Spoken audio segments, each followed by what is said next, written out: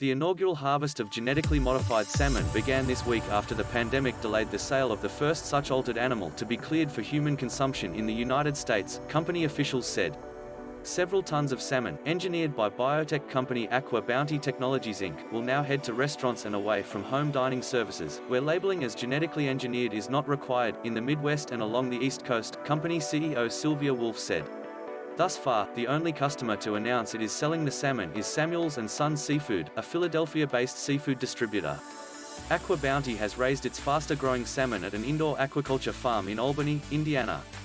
The fish are genetically modified to grow twice as fast as wild salmon, reaching market size 8 to 12 pounds (3.6 to 5.4 kilograms) in 18 months rather than 36. The Massachusetts-based company originally planned to harvest the fish in late 2020. Wulf attributed delays to reduced demand and market price for Atlantic salmon spurred by the pandemic. The impact of COVID caused us to rethink our initial timeline. No one was looking for more salmon then, she said. We're very excited about it now. We've timed the harvest with the recovery of the economy, and we know that demand is going to continue to increase. Although finally making its way to dinner plates, the genetically modified fish has been met by pushback from environmental advocates for years. The international food service company Aramark in January announced its commitment to not sell such salmon, citing environmental concerns and potential impacts on indigenous communities that harvest wild salmon. The announcement followed similar ones by other major food service companies, Group and Sodexo, and many large U.S. grocery retailers, seafood companies and restaurants.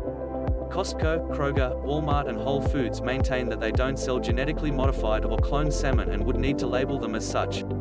The boycott against AquaBounty salmon has largely come from activists with the Block Corporate Salmon campaign, which aims to protect wild salmon and preserve indigenous rights to practice sustainable fishing. Genetically engineered salmon is a huge threat to any vision of a healthy food system. People need ways to connect with the food they're eating, so they know where it's coming from, said Jon Russell, a member of the campaign and a food justice organizer with Northwest Atlantic Marine Alliance. These fish are so new, and there's such a loud group of people who oppose it. That's a huge red flag to consumers. Wulf said she's confident there's an appetite for the fish.